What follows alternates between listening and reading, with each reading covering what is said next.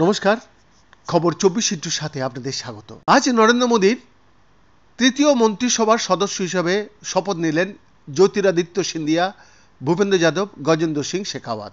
তার সাথে তৃতীয় দফার মন্ত্রিসভায় সদস্য হিসেবে শপথ নিলেন টিকমগড়ের সাংসদ ডক্টর বীরেন্দ্র কুমার ধারওয়াদের সাংসদ তথা প্রাক্তন কেন্দ্রীয় মন্ত্রী প্রহ্লাদ যোশী, প্রাক্তন মন্ত্রী গিরিরাজ সিং, প্রাক্তন রেলমন্ত্রী ঐশ্বরী বৈষ্ণব।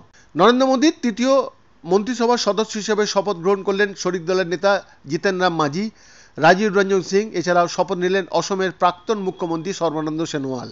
হ্যাঁ, আরও একবার নরেন্দ্র মোদী তৃতীয় মন্ত্রিসভায় সদস্য হিসেবে শপথ গ্রহণ করলেন পীযূষ গোয়েল, ধর্মেন্দ্র প্রধান। ফের নরেন্দ্র মোদী মন্ত্রিসভায় সদস্য হিসেবে শপথ নিলেন এস জয়শঙ্কর। অন্যদিকে কেন্দ্রীয় মন্ত্রিসভায় এলেন হরিয়ানার প্রাক্তন মুখ্যমন্ত্রী মনোহরলাল খট্টর এবং কর্ণাটকের প্রাক্তন মুখ্যমন্ত্রী তথা প্রাক্তন প্রধানমন্ত্রী এইচ ডি দেবগৌড়ার পুত্র এইচ ডি কুমারস্বামী। নরেন্দ্র মোদীর তৃতীয় মন্ত্রিসভার সদস্য হিসেবে শপথ নিলেন মধ্যপ্রদেশের প্রাক্তন মুখ্যমন্ত্রী শিবরাজ সিং চৌহান। অন্যদিকে লোকসভা নির্বাচনে প্রতিদ্বন্দ্বিতা না করেও মন্ত্রিসভার সদস্য হিসেবে শপথ নিলেন নির্মলা সীতারামন।